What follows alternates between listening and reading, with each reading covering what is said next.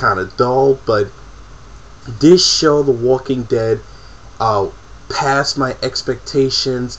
The episodes were not only graphic and they not only were they bloody and violent, but it was very emotional season. I mean, everything from Carl being shot to Otis being killed by Shane to Sophia's death to Dale's death. I mean, I don't mean to spoil so much. I'm not going to spoil too much of the season, but you know, I basically want to talk about the finale because that's what I really want to talk about. If you all don't want to hear this, and I understand that talking too much about the finale and it's going to, you know, upset you and you don't want to really hear about it, then I suggest you don't watch this, because this is what the subject is going to be about, is that I'm going to talk about the finale and my thoughts about what happened with The Walking Dead Season 2.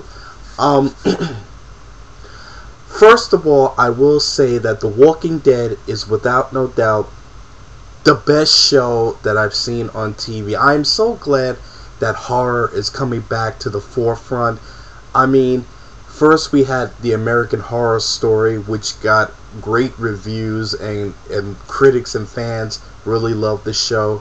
Now we have The Walking Dead, and it's basically getting critically acclaimed, and I hope that it gets nominated for at least a Golden Globe for an Emmy. I know horror shows and horror movies don't really get that attention, but I really hope it does, because it is a great show. And it's, you know, not only is it an emotional show, but it's also a very entertaining show as well. Steve Niles remains, you know, I love Steve, but you know what? That his show didn't really pick off, or his movie, or whatever you want to call it. When he did the movie The Remains, based on his comic book, it didn't get the attention that it should have got because it wasn't well written. I mean, as much as I love Steve, you know, that show was just sort of like a low budget, you know, piece of garbage that a lot of people felt that, you know what, as great as a horror writer he is, he really needs to work on his horror films and really kind of make that a lot better than what he's been putting out. But that's another. I will do that video about Steve another time, because there's a lot about him that, you know, there's a lot of controversy with him. But I'll talk about that another time. But The Walking Dead, as I was watching the end of the last episode of the final season of season 2, there was a lot going on that I have to say. First of all, number one. I love the action sequences. Like when you watch the last episode, it really does a great build up as to how these zombies got to the farm, which I kind of like, because you know what it is, you know, they kind of show you that, you know what, these zombies, how all these armies of zombies got brought into this farm. You know, they basically follow whatever noise they hear, and they kept following and following until finally they get to the Hershel's farm, and then it's all hell breaks loose. Now, what I really loved about it was, first of all, I loved the shootouts. I loved the gore that happened, where zombies were eating up some of the characters that, you know, were basically cornered. I mean, it was kind of messed up that Andrea was left out in the dark, but you know, I'll get to that situation in a minute. But you know, when the group split up, you know what it was? I thought the episode was going to end where the group got split up, and then in the third season everybody was going to come together, but they didn't go that route, which was kind of cool, because you know what it is, I'm sure we all seen that type of story where, you know, group split up, and then in the third season everyone tries to find their way back. You know, I mean, nobody wants to really focus it like that. I mean, I kind of like that, you know, everybody was kicking ass, and some people were scared, and some people were shooting up. I like that Glenn had the shotgun, and he was shooting up every zombie that he could see, shooting them, buck them in the head. I really love that. I love that, you know, excuse me, Rick, and I'm gonna get to Rick too, because Rick, I want to really talk about with him, because he was a very interesting character this season. You know, Rick was basically smart in burning the barn down. You know, I was even surprised of Carl, you know, killing Shane. I mean, you know, a lot of interesting things were going on there. I mean, even Herschel, I mean, it was kind of like, you know, the only thing about Herschel, though, is that how many bullets did this dude really have in that shotgun? I mean, he just kept shooting and shooting. But you know what? But I said, okay, but this is not even a real story. But it was just the idea that, you know, he kept shooting and bucking, and, you know, you didn't really see him reload. He must have had, like, what, 40 bullets in that shotgun? I mean, I don't think that shotgun could carry too many bullets, but, you know, who cares? It was just cool that, you know, he was just bucking, you know, all the zombies in the head and any way you could kill them. But, you know, I was very surprised that, you know, Sophia's mother lived. I thought she was going to die in that, and I also thought that Andrea was going to die. But the group got split up, and basically some of Rick's people have died, and some of Herschel's people have died.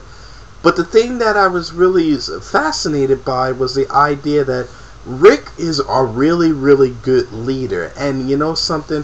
When you watch the ending of this episode, what I love about what Rick's point was that, you know, we come to the most shocking ending of the whole season, which is that we hear about what the doctor at the CDC said, which is everyone is infected. Basically, Rick has got this problem where if everybody's infected, then you know what? What's going to happen if, say, someone dies of a heart attack? They will turn into a zombie, and then they got to deal with the problem themselves. Or, you know, Rick kind of kept that a secret, and you know something? Everybody was kind of pissed off at Rick because he didn't tell them what the doctor said. But you know something? Rick is trying to give people hope. And when you're trying to give people hope, you got to understand Rick's position. Rick's mission is, you know what? I am trying to get this group safe, is what he's been saying to himself. Everyone is kind of pissed off that Rick's leadership has turned weak. And it hasn't. You know something? Rick now knows that this group has to be dominated in a dictatorship. There is no more democracy. What Rick says is what Rick goes. And you know something? That was the thing that Dale feared the most.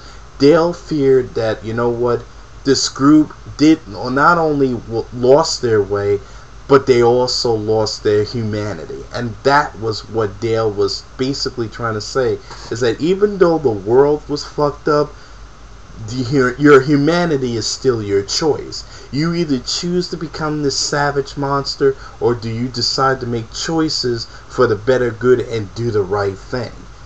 Rick is now not doing the right thing, in my personal opinion. I think he's basically saying to himself, if you're all going to be with me, you have to follow my orders. It's almost like he's turning this group into sort of like a Nazi dictatorship.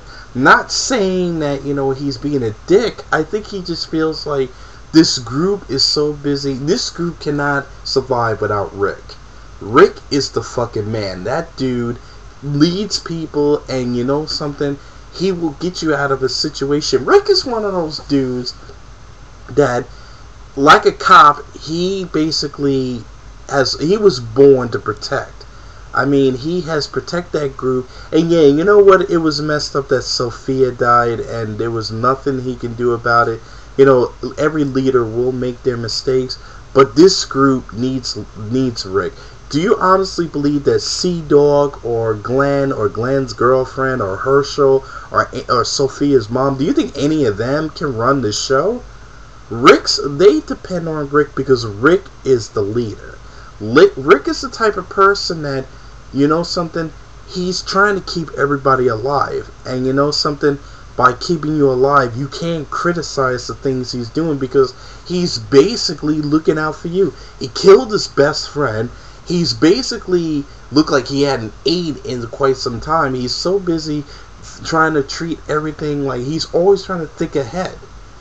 But, you know, they're all questioning his leadership because maybe they feel like, you know what, he can't lead this group because his own morality is in question. Maybe he doesn't see what's happening in his world. First, Rick went to the point of, you know what, we need to basically just try to protect each other. Now it's come to the point at the very end, maybe Rick feels like, you know what, I have to treat y'all like this because y'all need my help.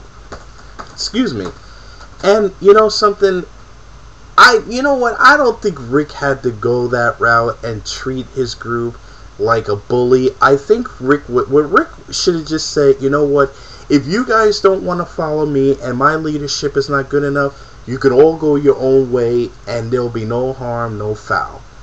You know, but if you want to stick with me, you got to follow every rule I tell you to. I'm trying to keep you alive, even if it means I have to die. So, you know, right now, Rick has a lot of responsibility. Not only is he trying to protect his son, Carl, and his wife, and his new baby that it could either be his or Shane's, but he also has to protect this group, and this group, you know, it's almost like he has responsibilities like the way he thinks like a police officer would think. Like in his mind, he basically feels like, you know what, not only do I have to protect you from the dead, but I got to protect you from the living. So you know what, I think that Rick's leadership is very crucial to this group. You know, Sea-Dog looks like he'll run every chance he gets. Glenn is not strong enough. He's too weak. He chokes up when a problem happens. We already lost Dale. Shane, we all kind of knew that he was going to die at the end of the season. And you know something? I just wish that Shane had more of, you know, I wish he didn't go as crazy as he did. But you know what? You know, obviously, you know, Robert Kirkman is following the comic book. So basically, maybe we all, you know, in the comic book, he did die, so they're following that plot line. But you know something, what's really interesting is that, you know, I like, you know, the scene where Andrea meets up with this mysterious person who's got 2 zombies chained up with no arms and 2 samurai swords. Is she gonna be teaching Andrea how to survive? Will she become bad? Will she become a super warrior? You know, it'll be interesting to see where that character goes as well.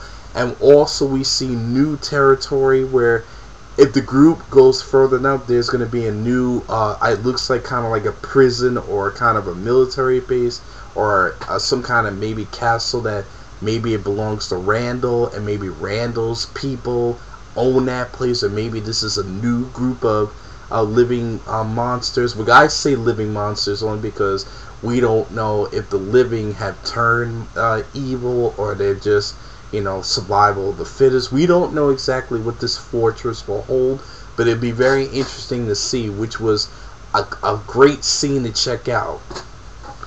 But, you know, I will say this, though. I mean, I know a lot of people have their opinions about particular episodes that they like. I mean, I really love the moments in The Walking Dead, and you know something?